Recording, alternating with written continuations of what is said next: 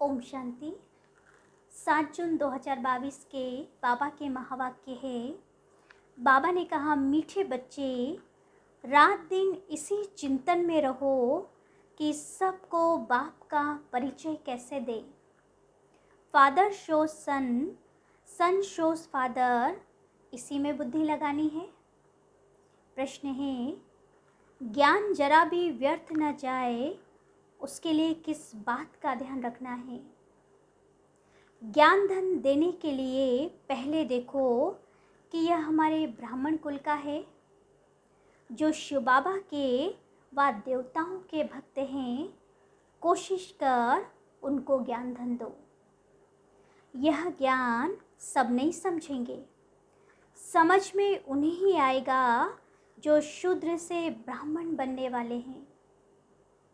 तुम कोशिश कर एक बात तो सबको सुनाओ कि सर्व का सद्गति दाता एक बाप ही है। वह कहता है कि तुम अशरीरी बन मुझे याद करो तो तुम्हारा बेड़ा पार हो जाएगा। गीत बजा है ओम नमः शिवाय। ओम शांति। बाप बेट बच्चों को समझाते हैं, दोनों बाप आ गए। चाहे वह बाप समझावे, चाहे यह बाप समझावे, तो बाप बेट समझाते हैं। तुम जो बाबा की याद में शांति में बैठते हो, इसको ही सच्ची शांति कहा जाता है। यह है प्रत्यक्ष फल देने वाली रियल शांति, और वह है झूठी शांति। अपने स्वधर्म का पता ही नहीं है, स्व को अपने परम पिता परमात्मा का पता ही नहीं है, तो शांति शक्ति कौन देवे। शांतिदाता तो बाप ही है। जो बाप कहते हैं, बच्चे अशरीरी हो, अपने को आत्मा समझ बैठो, तुम तो अविनाशी हो ना।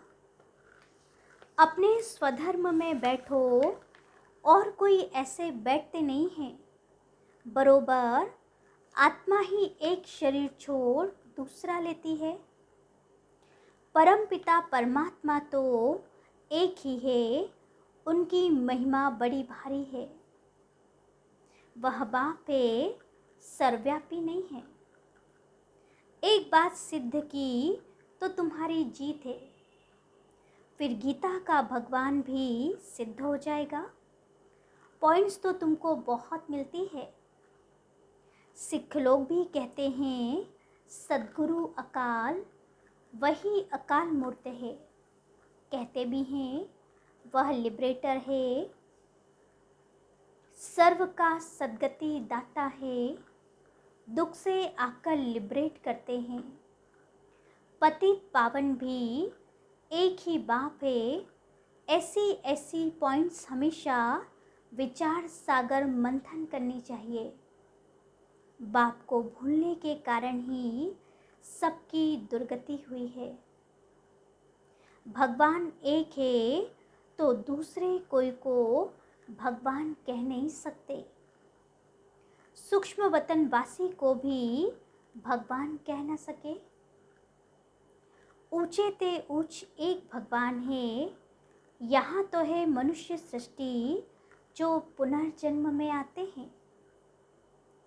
परम पिता परमात्मा तो पुनर्जन्म में नहीं आते हैं। फिर कैसे कहते हो कि कुत्ते बिल्ली सब में परमात्मा है। सारा दिन ये बुद्धि में रहना चाहिए, बाप का परिचय कैसे दे।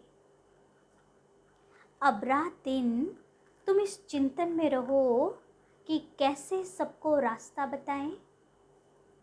पतितों को पावन बनाने वाला एक ही है, फिर गीता का भगवान भी सिद्ध हो जाएगा। तुम बच्चों की ही जीत होनी है, सो जब मेहनत करेंगे। महारथी घोड़े सवार प्यादे तो है ना। तुम बच्चे जानते हो, भारत को ही बाप से वर्षा मिला हुआ था। अब छीना हुआ है फिर बाप देते हैं। बाप आते ही भारत में हैं, यह तो इतने धर्म हैं, यह सब खत्म हो जाने हैं। फिर सतयुग होगा, हाय हाय के बाद जय जयकार हो जाती है। मनुष्य दुख के समय हाय राम कहते हैं ना, राम नाम का दान दो। इस पर श्लोक बने हुए हैं। सिख लोगों का भी नाम बहुत है। वह भी कहते हैं अकाल तख्त। तुम बच्चों का तख्त कौन सा है? बाबा कहते, सिख लोग कहते हैं ना अकाल तख्त, तो तुम बच्चों का कौन सा तख्त है? तुम आत्माएं सब अकाल मूर्त हो, तुमको कोई काल खा न सके। यह शरीर तो खत्म हो जाएंगे, वह समझते हैं अकाल तख्त अमृतसर में है, परंतु अकाल तख्त तो महातत्व है। हम आत्माएं भी वहाँ के रहने वाले हैं। गाते भी हैं, बाबा आप अपना तख्त छोड़ कर आओ, वह सर्व के लिए शांति का तख्त है। राज्य तख्त कोई सर्व के लिए नहीं कहेंगे, बाबा का तख्त सो हमारा तख्त। वहाँ से हम पाठ बजाने आते हैं, बाकी आकाश छोड़ने की बात नहीं है। बच्चों को इसमें ही बुद्धि लगानी है कि बाप का परिचय किसी को कैसे देवे। फादर शोज सन, सन शोज फादर। हमारा बाबा कौन है? उनकी मिल्कियत क्या है जिसका मालिक बनेंगे? ये बुद्धि में है। मुख्य है ही बाप का परिचय। सारा रोला इसमें है। एकच भूल का नाटक है ना, भूल कराने वाला है रावण। सतयुग में तुम देही अभिमानी रहते हो, हम आत्मा हैं। बाकी ये नहीं कहेंगे कि हम परमात्मा, परमपिता परमात्मा को जानते हैं। नहीं, वहाँ तो सुखे सुखे दुख में सिमरन सब करते हैं। भक्ति मार्ग पूरा हो गया, ज्ञान मार्ग शुरू हुआ, वर्षा मिल गया। फिर भगवान को क्यों याद करेंगे? कल्प कल्प वर्षा मिलता है, यह ड्रामा ही ऐसा बना हुआ है। बाप को कोई भी जानते नहीं है। अब तुम बच्चों को बाप ने पहचान दी है। रात दिन बुद्धि में यही बातें चलती रहे। यह बुद्धि के लिए भोजन है, कैसे बाप का परिचय सबको देवे। बाप का एक ही रीइंकार्नेशन गाया जाता है, समझते हैं आएंगे ज़रूर। कलयुग अंत सतयुग आदि के संगम पर पतितों को पावन बनाने मुख्य है ही गीता। गीता से ही हीरे जैसा बनते हैं। बाकी सब शास्त्र है गीता के बाल बच्चे, उनसे कोई वर्षा नहीं मिल सकता। सर्वशास्त्रमयी शिरोमणि गीता। श्रीमत मशहूर है। श्री है सबसे ऊंचे ते ऊंचा, श्री श्री 108 रुद्रमाला। यह है शिव बाबा की माला। तुम जानते हो सभी आत्माओं का बाप यह है। बाबा बाबा तो सब करते हैं ना। बाबा की रचना रची हुई है, यह कोई भी जान नहीं सकते। बाबा कहते हैं तुमको कोई जास्ती तकलीफ नहीं देते।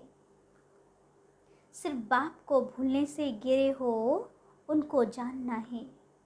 अब तुम घोर अंधियारे से घोर सोजरे में आ गए हो। तुमको ज्ञान की डांस करनी है। मीरा की मीरा की थी भक्ति की डांस, अर्थ कुछ भी नहीं। व्यास भगवान कहते हैं, अब व्यास तो है बाप जो गीता सुनाते हैं। तुम कोई को भी सिद्ध कर बता सकते हो, बाबा एक ही है, उनसे ही वर्षा मिलता है। नहीं तो भारत को स्वर्ग का वर्षा कौन देवे।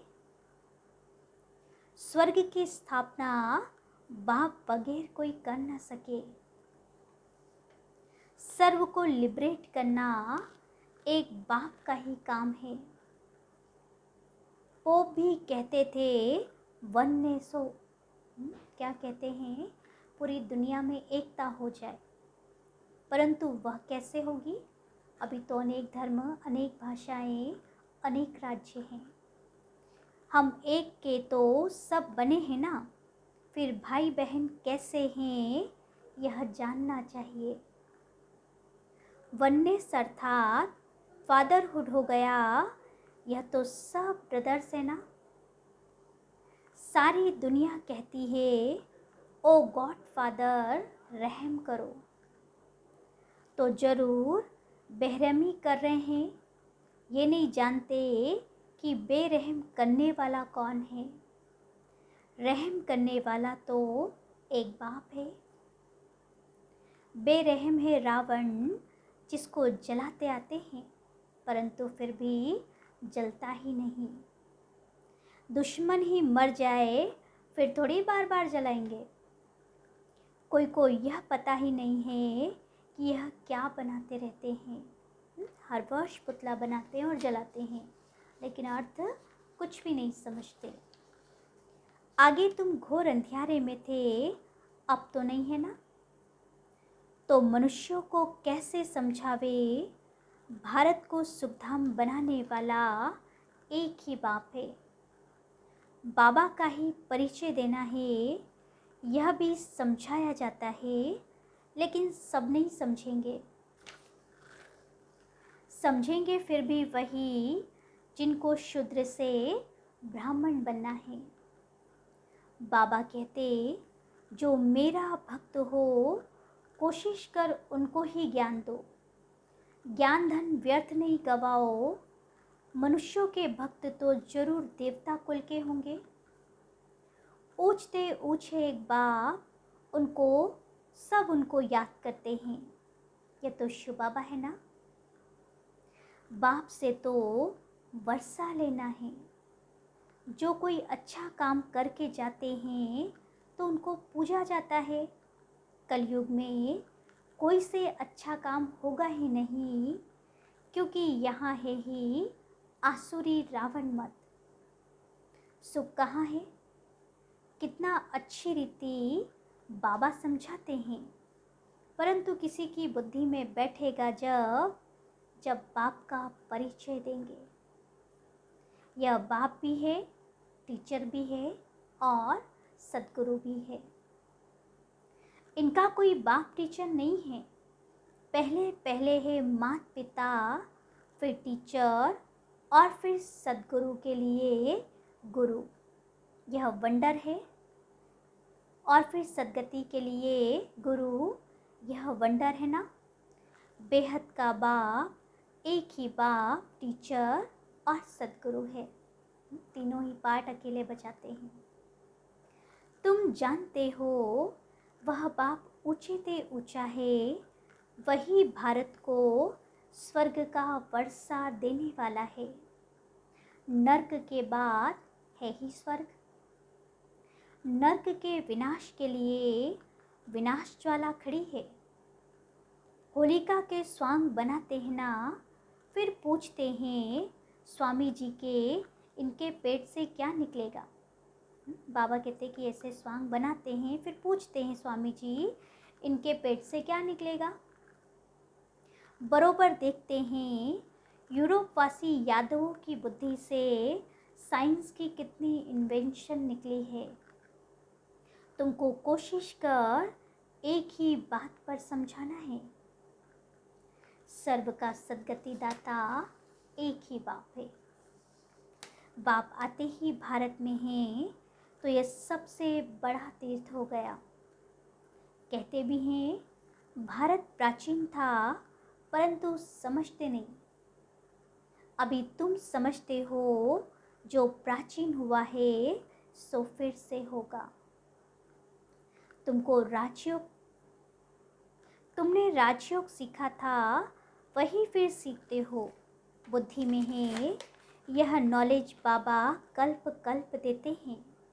शिव के भी अनेक नाम रखे हैं। बबुलनाथ का भी मंदिर है। कांटों को फूल बनाया है, इसलिए बबुलनाथ कहते हैं। ऐसे बहुत नाम हैं जिनका अर्थ तुम समझा सकते हो। तो पहले पहले बाप का परिचय दो, जिसको ही सब भूले हुए हैं। पहले बाप को जाने तब बुद्धि योग लगे। बाप से वर्षा लेना है मुक्ति धाम से, फिर जीवन मुक्ति धाम में जाना है। यह है पतित जीवन बंध। बाबा कहते हैं बच्चे अशरीरी बनो, अशरीरी बन बाप को याद करो। इससे ही बेड़ा पार होगा। सब आत्माओं का बाप वह एक ही है। बाप का फरमान है मुझे याद करो, तो योग से विकर्म विनाश होंगे। अंतमति सो गति हो जाएगी। हमको वापस जाना है, जितना हो सके जल्दी जावे, परंतु जल्दी तो हो नहीं सकता। उच्च पद पाना है तो बाबा को याद रखना है। हम एक बाप के बच्चे हैं, अब बाप कहते हैं मन मना भव। कृष्ण थोड़ी कहते हैं। कृष्ण कहाँ है? यह तो बाप है, परम पिता परमात्मा, प्रजापिता ब्रह्मा द्वारा स्थापना होती है, तो जरूर यहाँ होना चाहिए। बाबा कहते प्रजा की स्थापना करने के लिए, बाबा कहते ब्रह्मा के तन का आधार लिया, तो फिर यहाँ होना चाहिए ना। यह है व्यक्त पतित दुनिया, वह है पावन दुनिया। पतित दुनिया में पावन कोई हो नहीं सकता। झाड़ में देखो, ऊपर में खड़ा है और यह नीचे तपस्या में ब्रह्मा बैठे हैं। इनके ही फीचर्स सूक्ष्म वतन में देखते हैं। यह जाकर फरिश्ते बनते हैं। श्री कृष्ण इस समय सांवरा है ना।